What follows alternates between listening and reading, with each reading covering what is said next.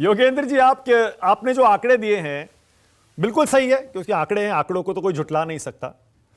आप कितना सहमत हैं जब प्रदीप जी कहते हैं कि मोदी जी के सामने कोई दिखाई नहीं देता? योगेंद्र जी। मानक जी, सबसे पहले तो मैं प्रदीप जी को बधाई देना चाहता हूं, क्योंकि इनके एग्जिट पोल ने मध्य प्रदेश को पहली बार स्पष्ट रूप से देखा और वो भविष्यवाणी की जो कि किसी और ने नहीं की थी। जब मैंने देखा तो मुझे विश्वास नहीं हुआ, लेकिन इनकी बात सही निकली। और किसी भी विश्लेषक को, मैं इन्हें विश्लेषक मान के चलता हूं, और किसी भी विश्लेषक को इस चीज पे गर्व कर सकते हैं, देखिए हमने ठीक भविष्यवाणी की, तो आपको बहुत बहुत बधाई। एक छोटी चीज जोड़ लूं, उसके बाद जब मैंने आज सुबह आपका ये वाला लेख पढ़ा इंडियन एक्सप्रेस में, आपका और मेरा छपा है, हमारी असहमति है, वो छोटा मुद्दा है, सहमति तो होनी चाहिए, इसीलिए डिबेट हुई थी, इसीलिए अखबार में दोनों लेख छापे। मुझे इसमें कुछ विज्ञापन की बू आई। एक विश्लेषक विज्ञापन करे, ये मुझे अच्छा नहीं लगता। मैं राजनीतिक कार्यकर्ता हूं, मैं किसी के पक्ष में बोल दूं, मेरा हक बनता है। एक न्यूट्रल विश्लेषक किसी पार्टी का डंका बजाए, वो एक अच्छी बात मुझे अटपटा लगा, हालांकि आपके पास अपने तर्क होंगे। मानक जी, मैं कहता हूं किस बात पे बहस है और किस पे नहीं है। बीजेपी की राज्य सरकारों का वापस सत्ता में आने का रेशो ज्यादा है। ये बहस का मुद्दा नहीं है, तथ्य है। इस पे बहस क्या करेंगे? और तथ्यों पे बहस नहीं करनी चाहिए, मुझे वो बहुत फिजूल किस्म की चीज लगती है ना।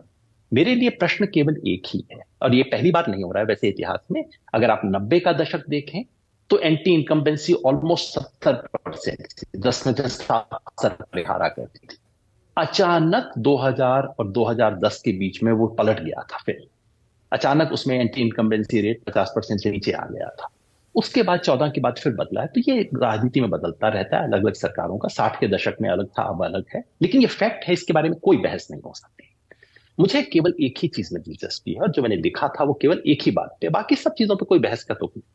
क्या इससे ये साबित हो जाता है कि 2024 की दौड़ अब तो सेटल हो गई भैया, अब 29 की बात सोचो? ये जो कहा जा रहा है ये महज प्रचार है, ये मिथ्या प्रचार है। मैं केवल उस पर बात करना चाहता हूं, बाकी किसी से कोई झगड़ा करना क्यों, तथ्यों से क्या झगड़ा करना। पहला प्रश्न, क्योंकि ये सारी बात शुरू होती है पिछले सप्ताह के परिणाम के बाद। पिछले सप्ताह के परिणाम से, खास तौर पे राजस्थान, मध्य प्रदेश और छत्तीसगढ़ में जो बीजेपी की विजय हुई, क्या उससे हम ये निष्कर्ष निकाल लें कि अब 2024 की बहस की जो दौड़ है वो एक तरह से क्लोज हो गई है, अब एक तरफा रेस है? मैं केवल इसी बात पे प्रश्न चिन्ह लगाना चाहता हूं। इसके पीछे तर्क क्या थे? तीन तर्क थे। एक तो ये कि भैया ये जीत इतनी बड़ी है कि अब आप इसके आगे सोचो। दूसरा, इन तीन राज्यों में हो गया तो समझिए पूरे उत्तर भारत में हो गया, तो पूरी ये जो हिंदी पट्टी है, पूरा नॉर्थ इंडिया है, या आप समझ लीजिए पूरा देश ही अब तो एक तरफा दे रहा। और तीसरा था कि अगर विधानसभा में हुआ तो लोकसभा में तो होगा ही होगा। ये तीन तर्क थे। ये तीनों तर्क गलत है। मैं फिर ये स्पष्ट कर दूं, यहां बैठ के मैं कोई 2024 की भविष्यवाणी नहीं कर रहा हूं, और प्रदीप जी भी मुझसे सहमत होंगे कि चुनाव से 5 महीने पहले जो चुनाव की भविष्यवाणी कर दे वो मूर्ख कहलाएगा, वो कोई समझदार व्यक्ति नहीं होगा। आप केवल संभावनाओं की चर्चा कर सकते हैं। और सवाल ये है कि क्या बीजेपी की हार संभव है या नहीं? क्या हम ऐसे जोन में पहुंच गए हैं कि अब बस असंभव या लगभग असंभव हो गई है? क्या हम वहां पहुंच गए?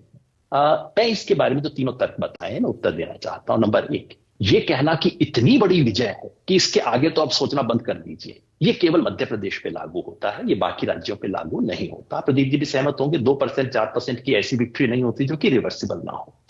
और ये चारों राज्यों का जो आंकड़ा जोड़ के मैंने दिखाया था, उसका मतलब ये नहीं कि उस जोड़ने से कोई लोकसभा का परिणाम प्रभावित हो जाएगा। वो केवल ये दिखाने के लिए था कि भैया अगर ये, क्योंकि एक जनता में डुगडुगी बढ़ जाती है ना कि अभी आ गई आ गई आ गई, अब तो हो गया हो गया हो गया, इसलिए उस सबको जोड़ के मैंने दिखाया कि भैया कुल मिला के वोट तो कांग्रेस को फालतू मिल रहे हैं, पांचों राज्यों का जोड़ने। तो दूसरा तथ्य ये कि क्या इन तीनों राज्यों से हम बाकी देश का अनुमान लगा सकते हैं?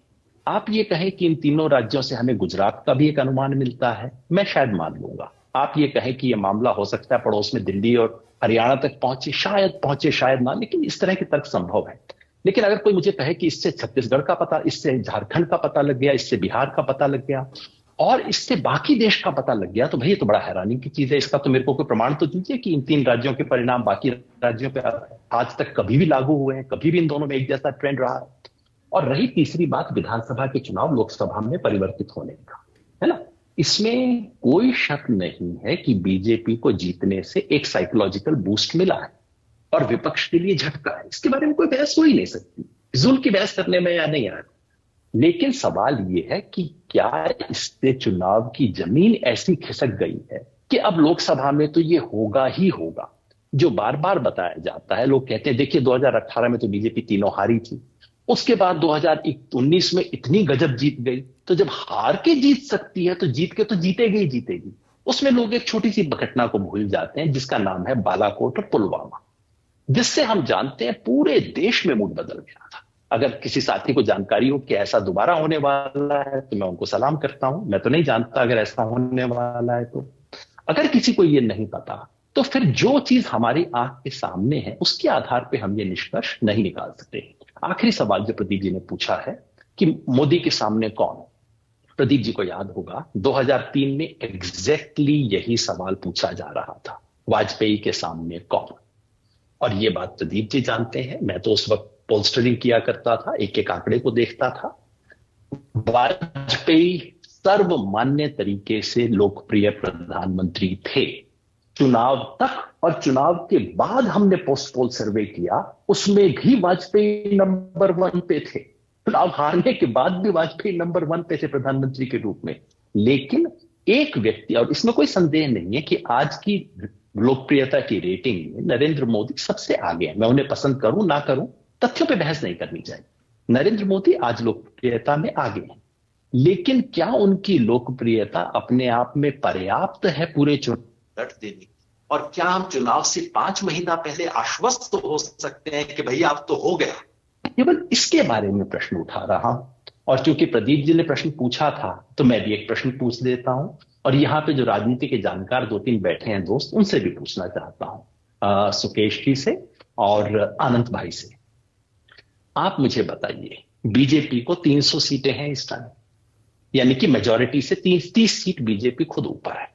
अब मैं आपको 4 राज्य बताता हूं, आप मुझे बताइए बीजेपी की सीट वहां कम होंगी कि नहीं होंगी। बंगाल, वहां इस वक्त बीजेपी की जो हालत है आप खुद जानते हैं। बिहार, वहां एक गठबंधन बना है। मैं नहीं कहता कि एक तरफा परिणाम होगा, पर याद रखिए बंगाल में बीजेपी को 18 सीट है। बिहार में याद रखिए कि एनडीए को 40 में से 39 सीट है। तीसरा महाराष्ट्र, गठबंधन है और काफी टूट-फूट है। मैं ये नहीं कह रहा कि एमवीए एक तरफा को स्वीप करने वाला है, लेकिन क्या आप दिल पे हाथ रख के कह सकते हैं कि बीजेपी को 48 में से 41 सीट आने वाली है जो कि पिछली बार आई थी? कर्नाटका, बीजेपी को 28 में से 25 सीट आई थी। क्या वो रिपीट होने वाला है? और अगर इन 4 राज्यों में बीजेपी की सीट कम होगी तो मुझे बताइए देश के कौन कौन से राज्य हैं जहां बीजेपी 2019 से अपनी सीटें बढ़ाने वाली है? इसका मुझे तो उत्तर नहीं मिलता। अगर मिले तो हम इस पे आराम से बात कर सकते हैं। फिर मैं कहूंगा यहां हम 2024 की भविष्यवाणी करने नहीं बैठे हैं, हम केवल ये अनुमान लगाने बैठे हैं कि क्या 5 महीने पहले इस सड़क को बंद मान सकते हैं या कि खुली हुई है। बस मेरा इतना ही तर्क है।